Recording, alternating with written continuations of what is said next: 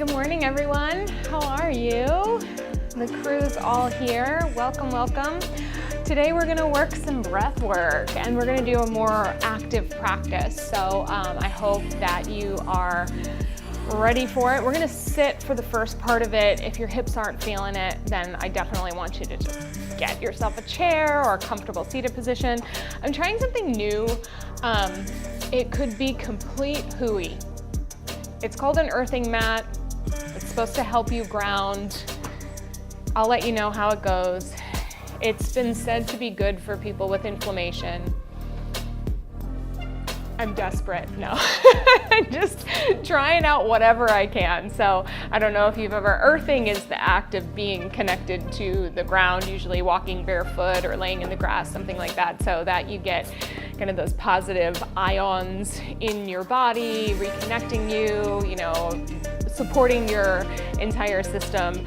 Again, like we're really straddling the line between like science and spirituality. I like to be in the straddling of the line between science and spirituality. I think it makes it a lot more fun. So here we are, just in case you wonder. In addition, today I have a Pilates piece of equipment. I don't know if you can all see this. It's essentially a pinwheel. It's a very expensive pinwheel. It's called a breathicizer, and it was invented by Joseph Pilates, who is the inventor of Pilates, to encourage endurance of the breathing apparatus. And so I'm going to use this today to just kind of detail and animate the process. I asked you in the comments to gather a straw. If you don't have a straw, you can honestly just pretend that you're blowing through a straw. The intention with our breathwork practice today is to really feel a bit of a sense of pressure for some of the exercises, meaning that if you can imagine kind of having a balloon that's full up, you tie the balloon off and it's fine, and you put a pinprick, a hole in the balloon. The air is going to leave a little less swiftly, meaning you're going to have to press and use a little external force to press that air out, because the aperture, the opening where the air is escaping from, is very small. Versus if you blow up a balloon, just let it go, it leaves quickly because the aperture is bigger. So in our cases, we're gonna play around with being really free with our breath and also really concentrated using the core musculature to support the active breathing. Now, as we start and as you're getting comfortable, I want to remind you that if you are breathing currently, living, unless you are a ghost, but if you are living and breathing right now, you are breathing correctly, okay? We need to work from a premise. There are so many movement teachers out in the world saying that people are breathing wrong. And you know what? Like, we're all doing the best we can in a highly stressful, anxiety-ridden time in our lives. If you're breathing, intaking oxygen, outputting the exchange of carbon dioxide, great, good for you, good job. The focus today is not to make something wrong right, which it never is on this channel. Instead, it's to expand your awareness surrounding the possibilities. For some of you, you might learn how to inhale a bit bigger or take in more air. For others, you might learn that, hey, you can exhale a little bit more fully and get maybe some core integration. Either way, you're right. Either way, you are right in your breath, okay? This is coming from someone who has sat next to people in the hospital struggling with lung cancer, focusing on getting their breath right and getting anxious about the breathing apparatus, when in truth, breath is about presence and allowing it to happen. And so I share that because, you know, it was a client of mine who was in the hospital, and we were just working, and she was just so hell-bent on meeting a number, and while those metrics and measurements are important, etc., when we finally worked to a place where she could just find calm and release the expectation of performance, she started to breathe deeper, and she started to feel more of a satisfying experience with breath. So that's my hope for you today. So your straw's nearby, we're plugged in, we're gonna have our hands on our knees. We're gonna begin just with a little circling around the pelvic bowl. So we wanna shift our weight into the left sitting bone, shifting forward. If you're seated in a chair, you can do this too.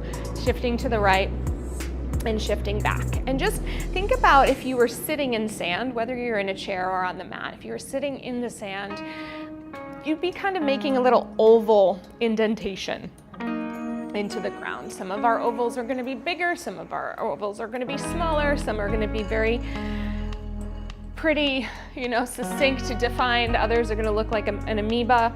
Let your oval be what it needs to be right now, okay? Oh. And just breathe how you need to. Sometimes we need a little sigh. I have the unique, I'm not going to call it a privilege because it is not a privilege. I have the unique opportunity. I don't even know, there's a different word for it. I'm privy to a lot of behind the scenes conversations that happen in terms of movement teachers, and we're all so ridiculously stuck on perfection. It's just like we need to get out of our own way. So I'm a little frustrated with the profession at large.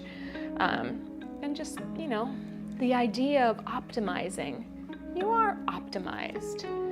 How do we help you become more of you instead of more of like some, perfect ideal being? She's on the soapbox today, you all. Good. Let's reverse the direction of our circles.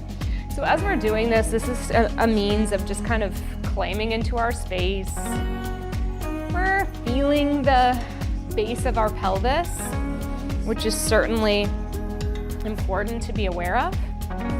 We are going to talk a little bit about the mechanics of breath, because I think it's important that we understand what's happening to a degree. Wow.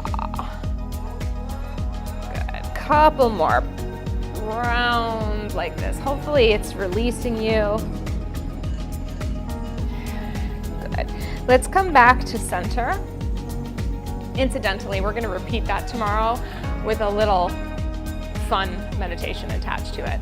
This time, keep your pelvis still and just do a little rib circle. Imagine that you have a hula hoop around you and you're just doing kind of a slow motion. I don't think Christina is here, but if she is, as always, be mindful about moving in ranges that feel good as opposed to ones that feel like you should move in them. Good. Let's do one more little rib circle here. Why are we doing this? Let's reverse directions. We're warming up the breathing apparatus. So we've got our pelvic floor, which we sometimes don't even realize is part of the breathing process. We've got our diaphragm, which exists at the base of the rib cage, kind of this umbrella-like material. My sister-in-law is an anatomy professor, and one time at a previous job, she asked me if I wanted to go stir the tanks at work, which meant go get the cadavers ready for her class the next day. I know, it's Halloween, just go with it. Good, last one. And so I was like, hell yeah, I do. All right, so I want you to just take your right ear to your right shoulder, just open up your neck. Take a breath here. And so I share this because one of the most interesting pieces, let's bring our head back to center, let's say interesting aspects of the body was the quality of the tissue of the diaphragm. Because of course I was looking at all the Pilates muscles, right? So it's this kind of smooth balloon-like structure that kind of goes zoom, zoom, all smooth enough to like allow air to exist above it and also give gentle pressure to what lies below it. All right, let's go one more time each side. I'm glad you love my TED Talks.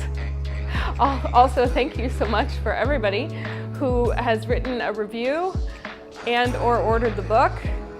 It's pretty fun. I'm still figuring out how to find all the things behind the scenes, but it's been really amazing seeing everything come through. All right, lift your shoulders up. Big breath in. Lower your shoulders all the way down into your back. We'll do that a couple more times, lifting up. So back to the diaphragm. The diaphragm is a lot of things, but I like to think of it as like a transition between your upper and lower hemispheres. It's like, I was gonna say a toll, but it's not really, like, there's no barrier. It's the middle. You know, it's what connects you. It's how your breath translates down to your lower body. Last one. So we have our nose and our mouth in most cases. The air comes in and the brain signals the diaphragm to pull down on your lungs, creating a vacuum that sucks the air down through the tubes into all the little alveoli, into like this, almost like bunches of grapes in your lungs that pulls down and expands. The diaphragm pulls down, the rib cage pulls out, the lungs get bigger because more air enters in. That's your inhalation. When this all happens, you get a little bit of a massage to your intestines, your stomach, all your internal organs essentially. And that's why sometimes in breath work you feel like you need to use a bathroom or your digestion gets bigger, better, or more quick, and etc. It's like this downward massaging pressure. So inhale, down and out. Exhale reverses the process. We start to breathe out. The diaphragm is contracting down, it contracts upward to put pressure on the lungs from below. The ribs contract inward to pressure on the lungs from the side. The air travels up and out and everything feels a little lifted. Okay? So we're gonna take our hands right here to just pantomime some breathing. As we breathe in, I want you to imagine that you're pulling the air down to the level of your hands and then continue. Our in-breath will look like this. And our out breath will go. Okay, we're gonna try for 4 counts like this. Here we go.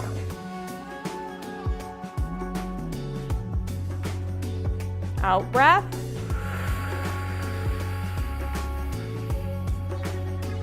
In breath. Take it in slow, not all at once. Out breath.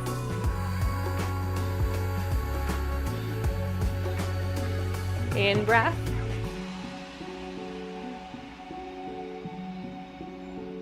Out breath. Stay with this cadence. Now, as you're breathing, just keep breathing down and imagine that you could send that inhale all the way out to the sides of your torso and then up all the way to the top. Let's do a couple more. Breathing in. Pulling, pulling, pulling, pulling, pulling.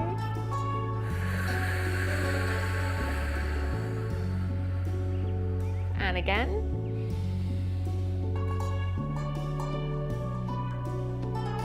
And good. Rest. Rest your hands. Now, it's reminding me of a shape of an anchor in a sense, which also brings into mind the fact that your breath can indeed anchor your movement, meaning that you can feel stable as you move other parts of your body. And just to illustrate that point, hold your breath and lift your right arm up.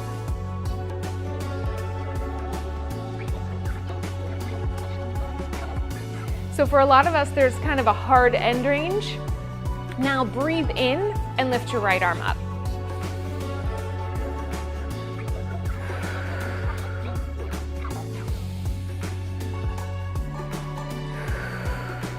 Feel the difference? Yeah, okay. So let's just do a couple more little motions here. We're gonna take an inhale, thinking about finding our center, breathing in and down, and then exhale, reach over to the side. Breathe back in, picture that anchor coming up to the center. Exhale, reaching out to the side. Not surprisingly, I used to teach nothing but breath work. Let's go again. Breathing in. And breathing out.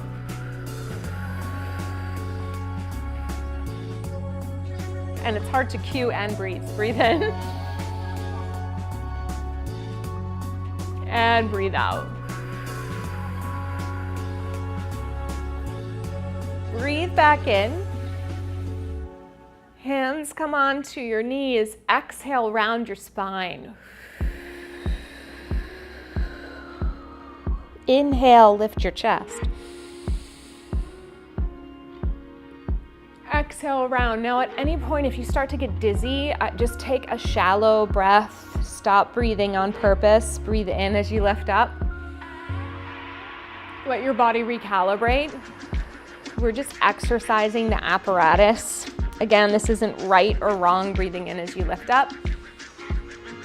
Just an opportunity. Just like you can do a bicep curl without a weight, but you can add weight to your bicep curl and you'll have an opportunity to strengthen. Same. One more time, exhale. Inhale. We're gonna go back on our exhale. Breathe in, look over your right shoulder, turn your spine. Back on your exhale. I know it's a lot to think about, just do your best. At the very least, just breathe, yeah? Exhale. Inhale. Exhale. Inhale. One more time, exhale. And come all the way back to center. All right, we're gonna do a little exercise to encourage some more endurance and some more volume of our breath, which is the amount of air we're taking in. So let's say we're going to do an exercise called Ron's Clock, named for Ron Fletcher. Down here is gonna be our number 1. Up to the top is gonna be our number 12, okay? It doesn't work out exactly with the clock, but go with me on this one. So let's just test drive breathing in 1 to 12. As you take your inhale in, you want to think about passing through 2, 3, 4, 5, 6, 7, 8, 9, 10, 11, 12, and then exhaling all the way down. All right, are you ready? Here we go. Breathe in. Breathe out. Breathe in. Breathe out. One more time, breathe in. Keep going. Breathe out. Relax. All right, so now we're gonna breathe in just to like 1 and breathe out 1. Then we'll breathe in 1, 2, breathe out 2, 1. Breathe in 1, 2, 3, breathe out 3, 2, 1. This is about 6, 7, 8, 9, 10, 11, 12. Kind of, sort of, hopefully. If nothing, follow along. You're gonna be sniff, sniff, blow, blow. Okay? This is absolutely one that can make you dizzy because you're bringing in a lot more oxygen that you normally take. So if you need to make your breath a little shallow, then go for it. Try not to breathe in all the breath on the first inhale of any number. So think about if you're going to 6, you don't want to go because you'll have nothing left to breathe. You want to just take little sips of air.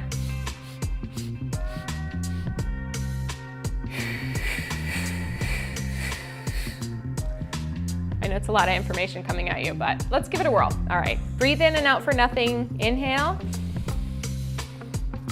Exhale all the way down. Breathe in for 1. Breathe out.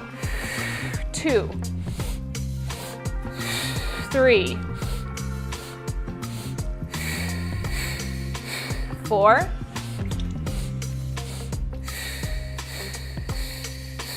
5.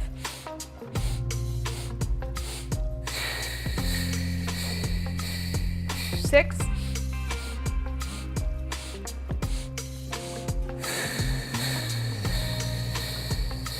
7.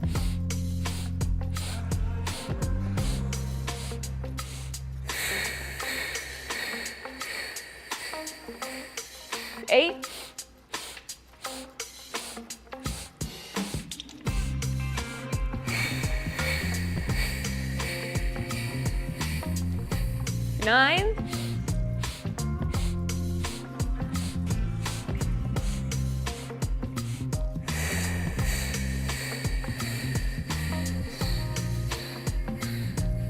10,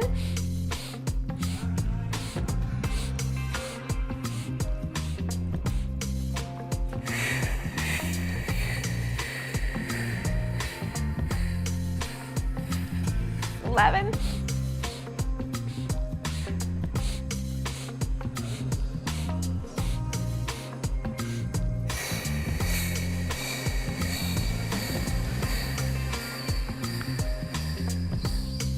12,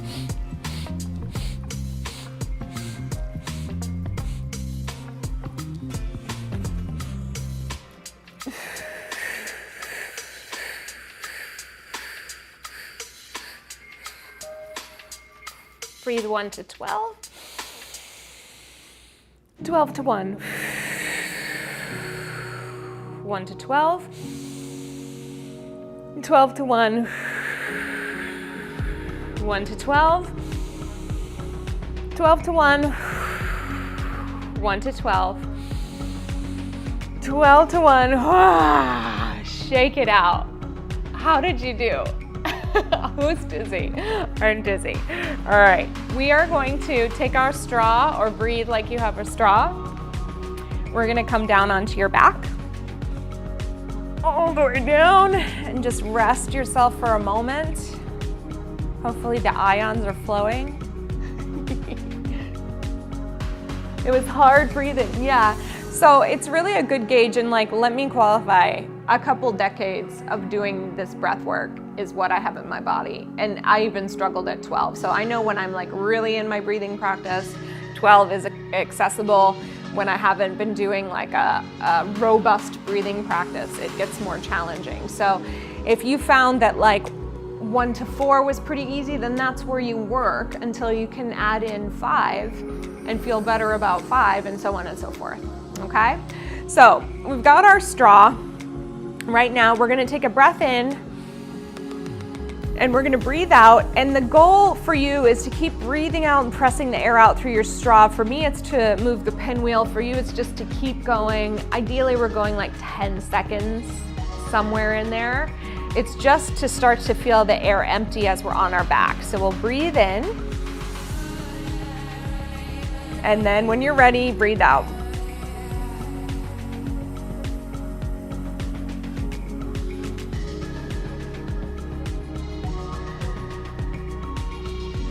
Breathe in, breathe out.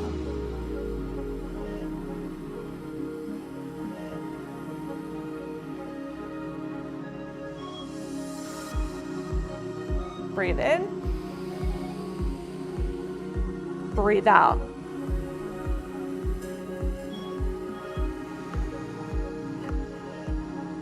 Now keep breathing with your straw in and out.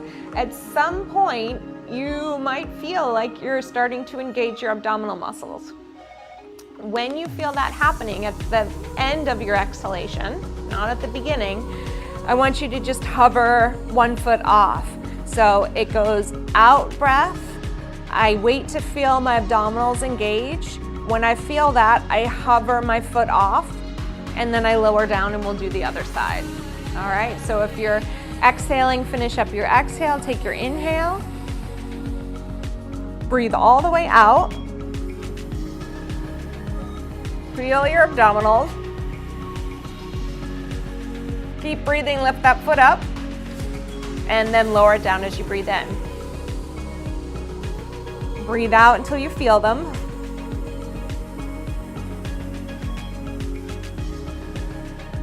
Lift your foot up when you do, and lower down. Let's do it again.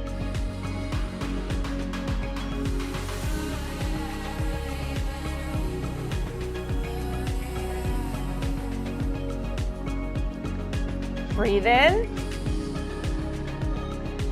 breathe out.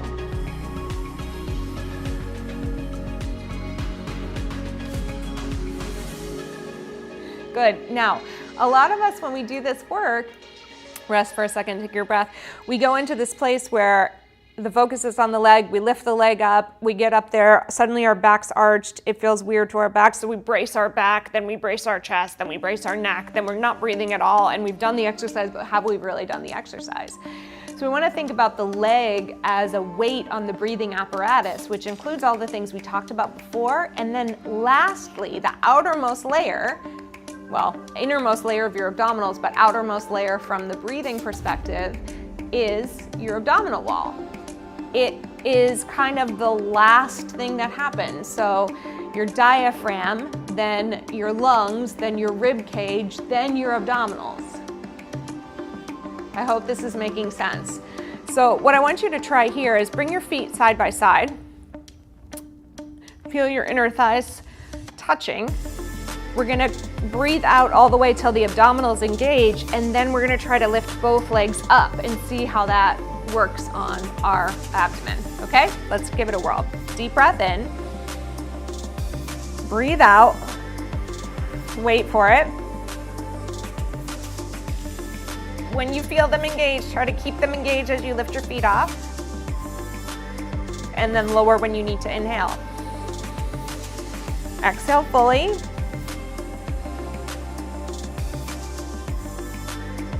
Lift up when you need to or when you can. And lower.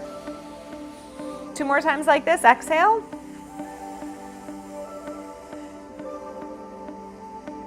Find it. And lower.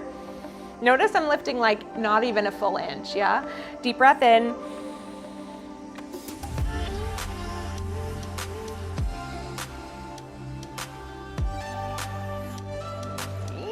And lower. All right. I'd love to know how that's going for you in the chat. I know it's challenging. It's a lot of thought process.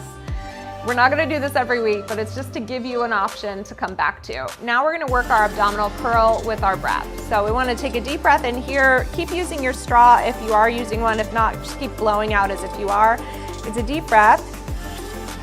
As you exhale, start to breathe out. Start to lift your head and keep breathing out. And keep blowing out until you get to the abdominal curl that's yours today. So wherever your spine wants to bend to is where you're going to curl up to. And then we're going to inhale to lower all the way back and do it again. All right, so take your breath in. Feel your sternum slide. Curl all the way up. And then inhale to lower down. Exhale.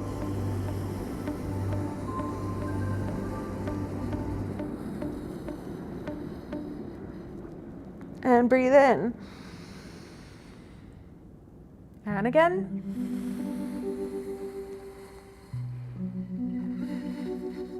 Do you have a little more to breathe out? And breathe in. One more time.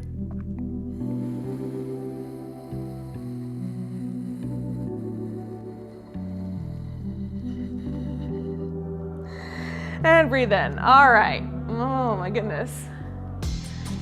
It's a lot to process.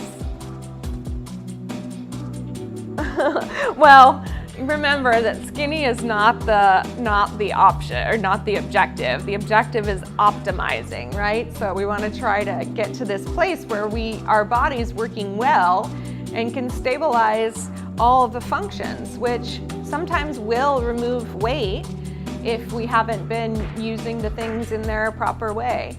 But I'll tell you what, more than that, much more important than that is like that feeling that I can do the exercise versus I'm struggling through it, right? So let's take our arms up and we're just gonna do the same kind of focus. So deep breath in, exhale, curl forward. Stay at the top. And now as you breathe in, lift one leg up and lower it down. Lift the other up and lower it down. I know, Tracy. I get it. I just always want to give us an opportunity to kind of like acknowledge that, what we've grown up with is definitely the focus on that, right? So we want to keep thinking about, like, how can we expand the focus? Because I'm not gonna lie, it's there for me too. I grew up in a dance studio, believe me. It's there. One more each side. Last one.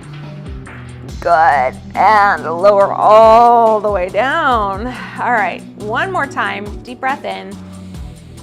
Exhaling, curling. Here we go, lifting leg. Every time you exhale, it's an opportunity to deepen into your shape. So filling up your back.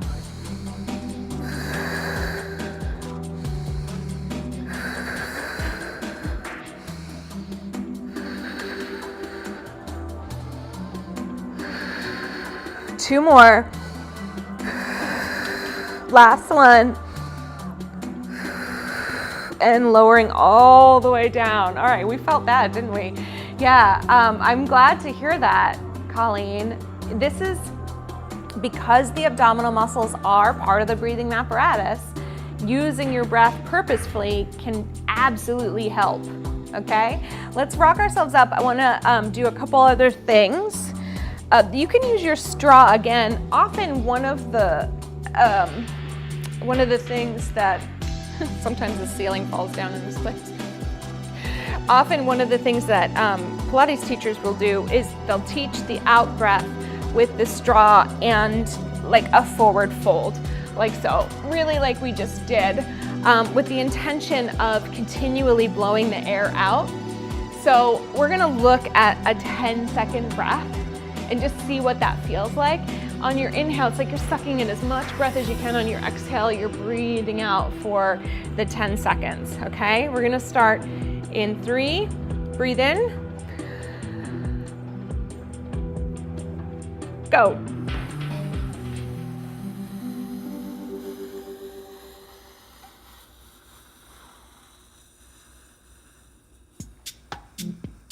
And release. So with the breathalyzer, it's a matter of keeping the pinwheel going. If you had like a kid's pinwheel, that works too, but it's a matter of spinning it out through those 10 seconds. That was a 10-second breath. Let's try it one more time. So deep breath in. Ready? Go.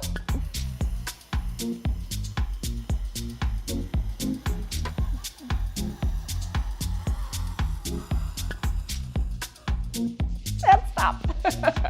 And relax. And there's all these other measurements that we do, breathing nerd measurements of, like, you can do a tape measure, like a fabric tape measure, and put it around. And the idea is that as you exhale, you go down, gosh, I think it was like at least 10 centimeters. You closed your ribs 10 centimeters to get the most out of the exhale, as like the biggest flex there is of your rib cage. It's not again, like none of this is necessary for life. It's a conditioning of your breathing apparatus. So if it's hard, it's not that you're weak, it's just that you haven't ever challenged yourself in this way. And like, in all honesty, why would you?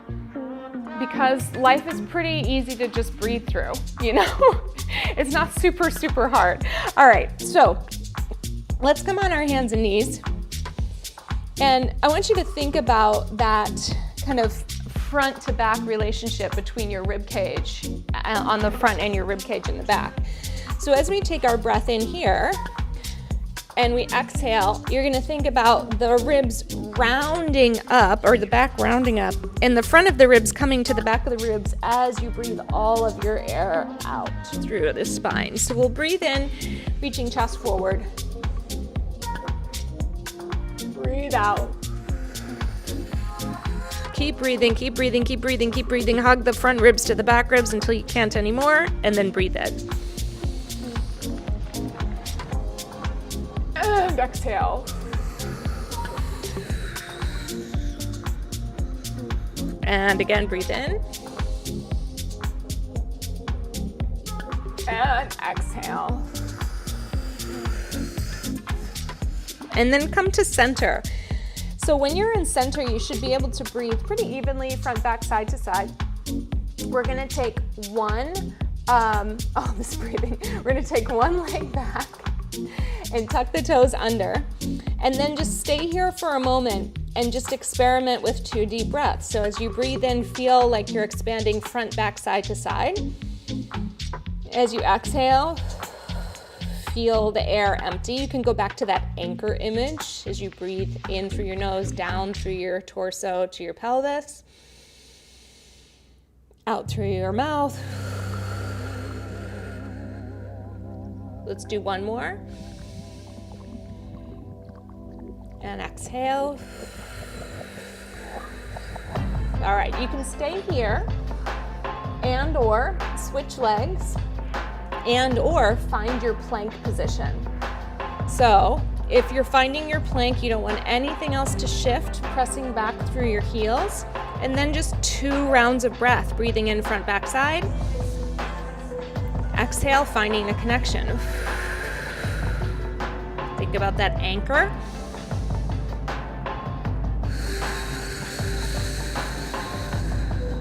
Last one.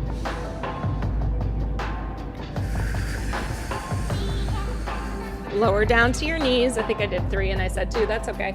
And come all the way down onto your abdomen. All right, so legs nice and long, arms out nice and wide. And then what we're gonna do here is just think about filling up the front of your chest with air as much as possible, because this can really help us in our extension. So imagine that there's kind of a balloon that you wanna fill up. The same things are happening in your body, but we're just directing space to happen in our chest. So breathe into your sternum, lift your chest up as much as it wants to, and then exhale, release. And again, breathe in. Let that air bubble do its job, right? Last 2.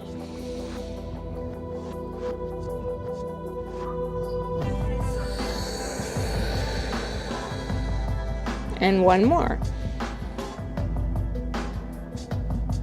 As you lower down to you, your hands are just off your. We're gonna breathe in and do the same thing, but then add a little arm pressure to lift up a little higher. So breathe into your chest. Keep breathing in, lift, and then exhale all the way down. I hope that this makes your back bends feel a little bit easier. So breathe into the chest.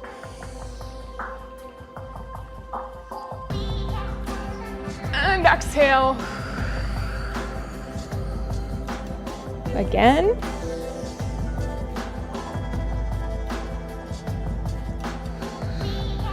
Thinking of our eye focus from a few weeks ago, looking at the sky.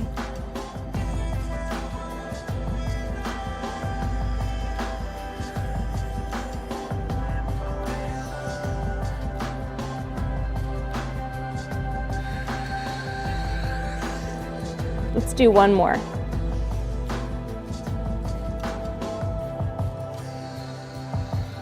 All the way down. All right. Go ahead and take a rest pose for a moment.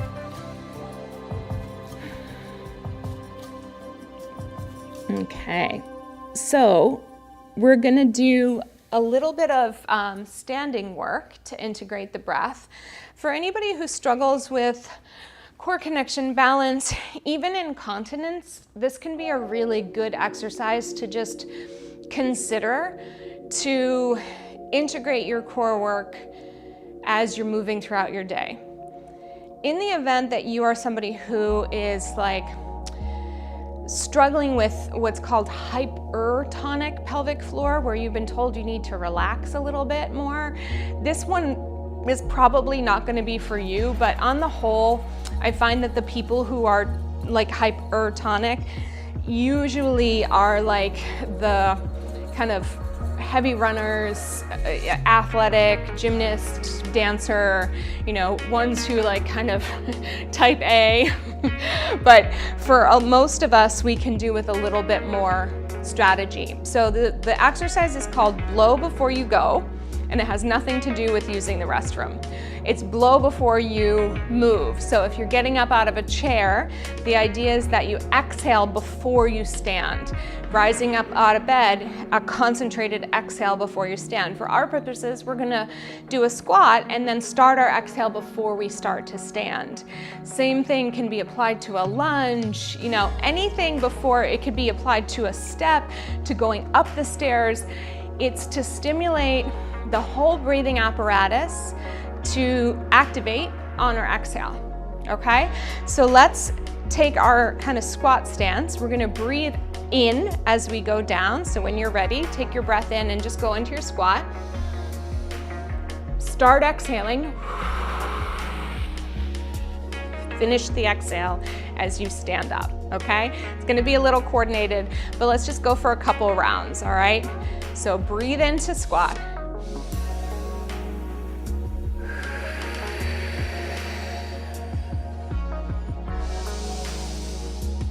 Blow out first. Continue the exhale the whole way up.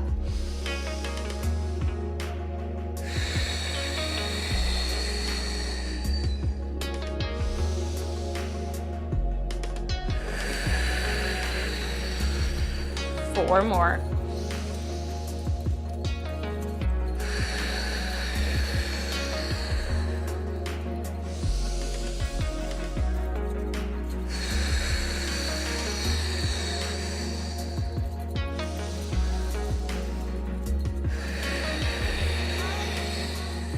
One more.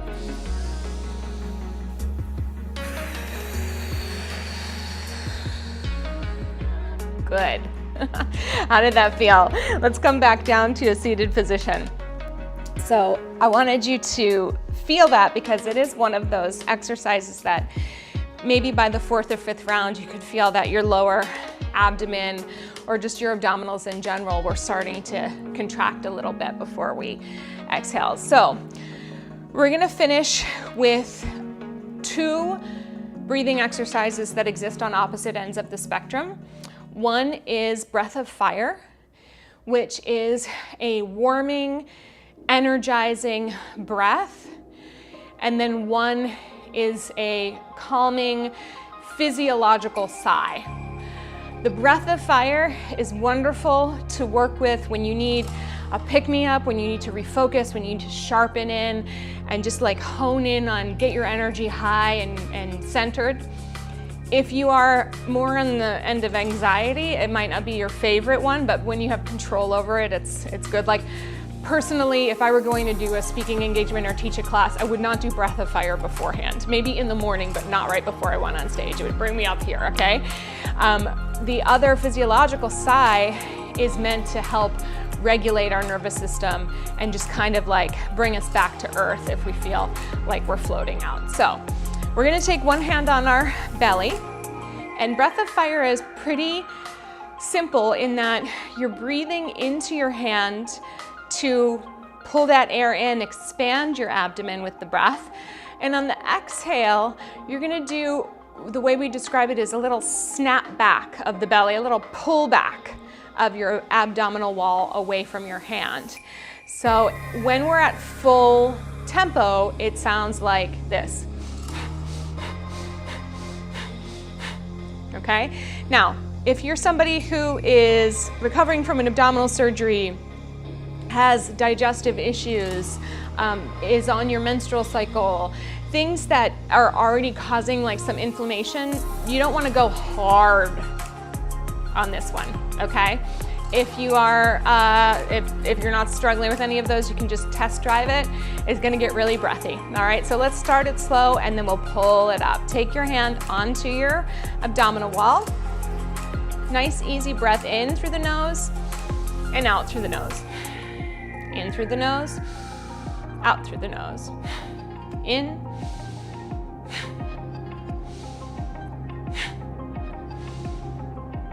A little faster.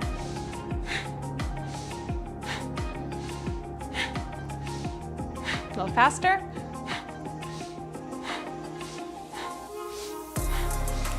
Start to pick it up.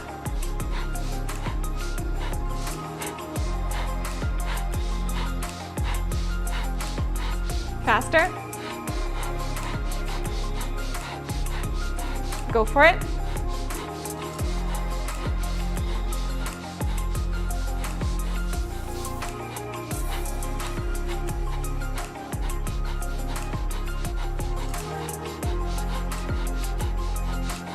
Breathe in, reach your arms overhead.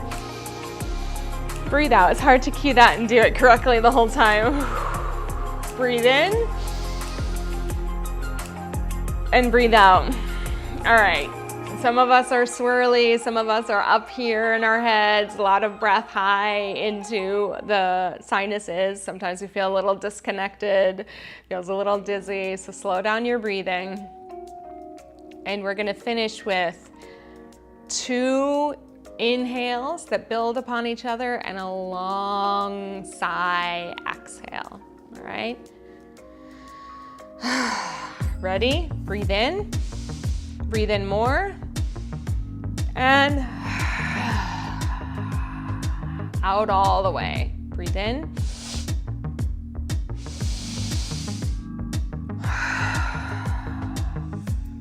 Couple more. Breathe in 2 times. If you wanna breathe in.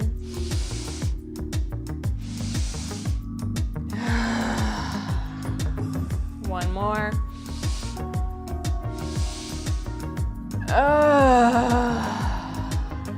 And just relax for a minute. Often the vocalization actually helps. Yes, so I see Colleen's comment, the oxygenation. Yeah, we've taken in probably a lot more oxygen than you are used to in the span of 45 minutes. We've done a lot of work. I want to remind you to hydrate as much as possible. You might feel like your mouth is a little dry right now. Breath is dehydrating. A breathwork practice can be dehydrating. And so you want to replace that hydration just like you sweat. It's still, the air that we're moving into and out of is often moist from the hydrating factors in our body. So just remember to up your water intake a little bit today because I don't want you to feel dehydrated. Yes. Yeah. So listen, this is a personal journey for me as well, where I'm really looking to create a dialogue that focuses less on like what was in terms of my past and the way the body and the tissues were, and more on support of the right here and now. So the challenging thing is that often we equate abdominal strength with washboard abs. And I'm here to tell you that on the regular, having trained elite athletes, power lifters, the one that you could grate cheese off of their stomach, if that's a thing, that is one kind of strength that is largely based on lifting very heavy weights and restricting your calories. It is not the type of strength that helps you get your groceries into the car, close the car door. For some people, getting up and out of a wheelchair, it's not that strength. It is a very aesthetic-based training modality strength. I know what it takes to be in that space of training. It's all day, every day, no other life, no daily delights, no satiating foods, no time for connection with other people. It is a very one-track sort of strength. And as we age, our body naturally provides cushioning for a couple of different reasons. One, we are going to lose muscle mass as we get older, and our bone density is going to lessen. That is inevitable. Right about age 35, the bone density starts to decline. And in the upper 60s, 70s is when we run into a place of sarcopenia where the muscle mass starts to decline.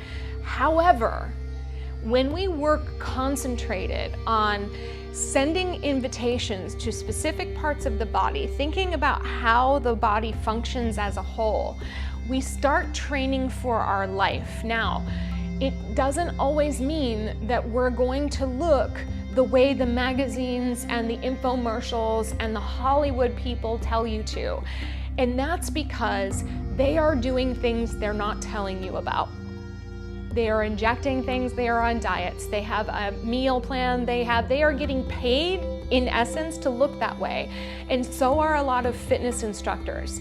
They're getting paid to represent a product, to look a certain way. They're restricting, they are not allowing themselves joy of food, they are doing a very regimented exercise program, they're working through pain. This is not quality of life. Not even by a long shot, for me. I don't want to judge somebody else's life. But that's why, you guys, I'm here for free on this channel promoting a message that does not get the visibility at all, if not nearly enough, if at all.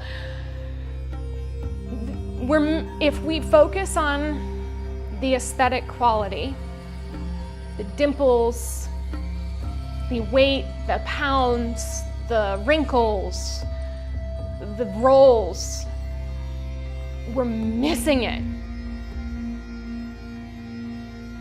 We're missing it.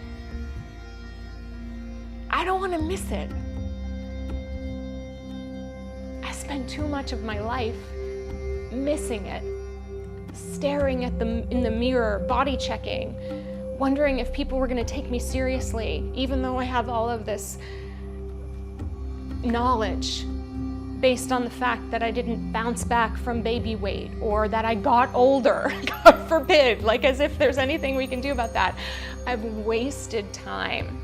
There is a whole entire world that is just right there waiting for us to experience it. I want you to be able to experience it without pain, with a level of satisfaction and pleasure, with some choices surrounding thinking about like, hey, I could breathe this way or that way, or I could step with this leg or that way. I could go up a hill backwards or forwards. How interesting is that? I want that for you. I don't care what you look like while you're doing it. The only thing I care about is that your movement solicits a smile. Now, that doesn't mean we're not going to challenge, because we're not living in Barbie land, utopia, where everything is perfect. We're going to run into movement challenges, but I hope that what you do with me here brings you into a space that you understand that your toolbox is full of support options for yourself. Sometimes that's going to mean rest, and sometimes it's going to mean going for it hard, and sometimes it's going to mean being sore, and sometimes it's going to mean being dehydrated, and sometimes it's going to mean knowing what to do in both of those cases. The thing is, you all, we have to stick together because our brains have been wired for years to think that what we're doing is supplementary. What we're doing is the main deal. What we're doing is life support.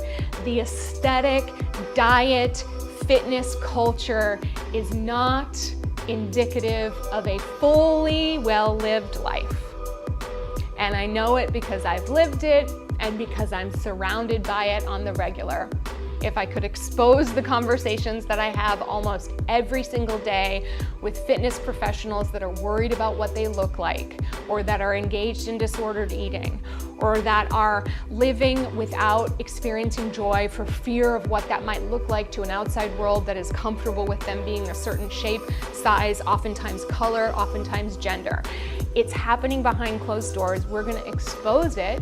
We need to be upfront and say, no, I'm going to do this because I like the way I feel in my body. I'm going to do this because I want a relationship with myself that feels nurturing.